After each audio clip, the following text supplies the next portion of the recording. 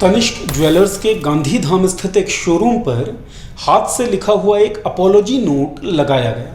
लिखा गया कि हम हिंदू कम्युनिटी से माफ़ी मांगते हैं क्योंकि हमने एक शर्मनाक विज्ञापन बनाया। विज्ञापन को शर्मनाक क्यों बताना पड़ रहा है वो आप हम सब जानते हैं।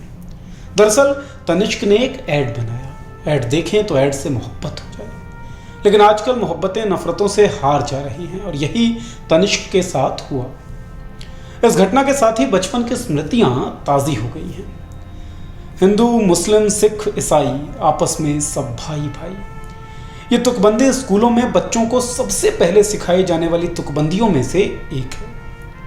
पगड़ी और दाढ़ी लगाकर सिख, तिलक लगाकर और चोटी वाली विग पहनकर हिंदू, क्रॉस का सिंबल पहनकर ईसाई और टोपी, कुर्ता, पजामा पहनकर आंखों में सूरमा लगाकर मुसलमान बना बच्चा हर किसी के स्कूल की कहानियों की एक अमिट स्मृति होगी। लेकिन वक्त बदल रहा है।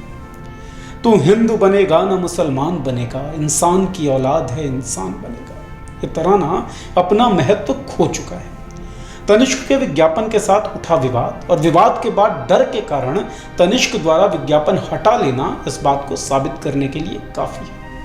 ऐड क्या था? एक मुस्लिम परिवार में एक हिंदू बहू, उस बहू के लिए मुस्लिमों द्वारा हिंदू रिवाज का सेलिब्रेशन और मुस्लिम सास द्वारा बहू को यह कहना कि बेटी की खुशी हर परिवार में चाही जाती है। लेकिन दुर्भाग्य ये हमारे समाज को नागवार गुजरा।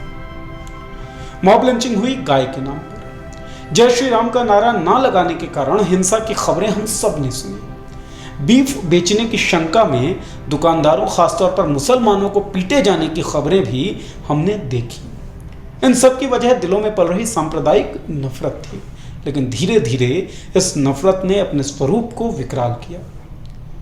तनिष्क के विज्ञापन के साथ जो हुआ वो क्रिएटिव एक्सप्रेशन पर पहला हमला नहीं था।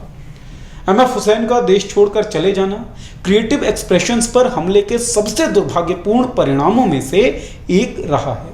तनिष्क वाले विज्ञापन से पहले होली के मौके पर सर्फ एक्सेल ने हिंदू मुस्लिम चरित्रों को लेकर एक ऐड बनाया, जिसका इसी तरह से विरोध हुआ था। पद्मावती सिनेमा के रिलीज के वक्त निर्माता संजय लीला भंसाली के साथ हुई हिंसा, दीपिका पादुकोण को लेकर दी गई धमकी क्रिएटिव क्षेत्र में रिलीजियस इंटॉलरेंस का ही एक उदाहरण था।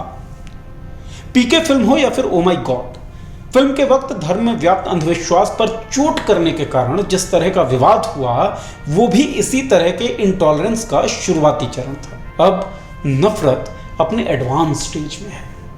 मोहब्बत और सद्भावना के खिलाफ डटकर खड़ा हो गया है और मोहब्बत के भाव इनके सामने कमजोर पड़ गए हैं। तनिष्क द्वारा लिखी गई अपॉलॉजी इसका प्रमाण है। धंधा वही होगा जो भीड़ चाहेगी, कानून वही होगा जो भीड़ चाहेगी, सही वही कहलाएगा जिसे भीड़ चाहेगी। ये सोच लोकतंत्र का सबसे बड़ा दुश्मन है। खड़े होइए इस सोच के खिलाफ और सवाल उठाइए तमाम सांप्रदायिक विचारधारा वाले लोगों के सामने। देखते रहिए मॉलिटिक्स, सब्सक्राइब कीजिए हमारा यूट्यूब चैनल और अगर फेसबुक पर देख रहे हैं वीडियो तो लाइक कीजिए हमारा पेज। शुक्रिया। आपका मुद्दा बनेगा देश का मुद्दा। मॉलिटिक्स ऐप पर शेयर करिए अपनी बात हमारे साथ, हम उठाएंगे आपकी आवाज़।